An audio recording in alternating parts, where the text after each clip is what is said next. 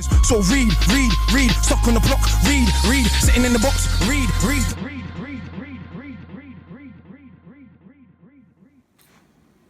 What's going on, people? I didn't bang the table hard enough that time. This week's great read is Loving the Time of Cholera by Gabriel García Márquez. Now, this is probably not my favourite Marquez book. It might be second or third, but when you're a writer of that level, he's probably got 10 books that could go in this series, certainly 4. But to me, I often, they say don't judge a book by its cover. We all do that, and I definitely do that all the time. I judge books by them having an interesting cover and I open them. But I also judge a lot of books by the first line. So I might read like the first line or the first paragraph and decide whether I'm going to dedicate some energy to reading the book. So this is the first line of this book. It was inevitable. The scent of bitter almonds always reminded him of the fate of unrequited love. You just know when a book starts that it's going to be good.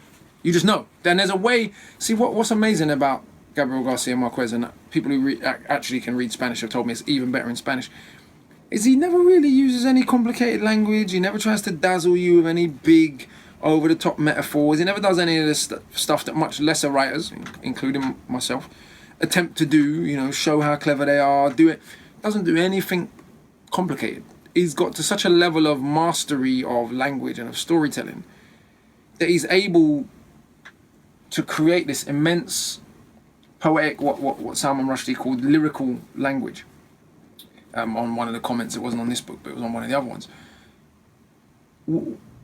that no one else really does. There's a few others that get near it and have a similar style. Toni Morrison comes to mind, where she, again, someone who writes very plainly, but still has this unbelievable poetry beneath the plainness, almost this effortless poetry, which of course is not effortless. It's crafted, it's decades and years of practicing, is reading everything you could find. But Gabriel García Márquez has managed to develop this sort of language that, to me, or at least to my mind, is unique to him. And this book is no exception to that. It's set over the course of 50 years. There's a young man who's in love with a young woman, and she decides not to get with him. All of this is in the background of there being a cholera epidemic in this part of Colombia. I can't remember if this one's set in Macondo or not as well, which is where he sets a lot of his stuff.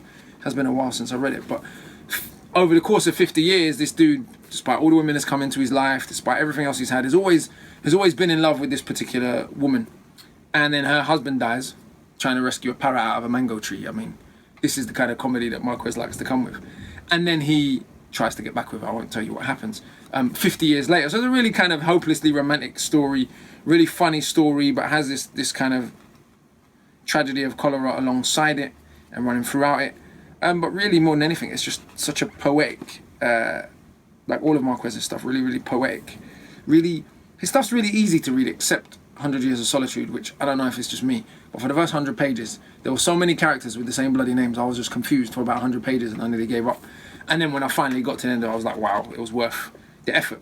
Other than that one book where it's just confusing because there's about 7 million characters with the same names. His book's actually very easy to read, very accessible, but you can see so much craft has gone into making them that way, while still retaining the kind of highest level of lyricism of any writer you could care to pick. So this week's great read is Loving the Time of Cholera by Gabriel García Márquez.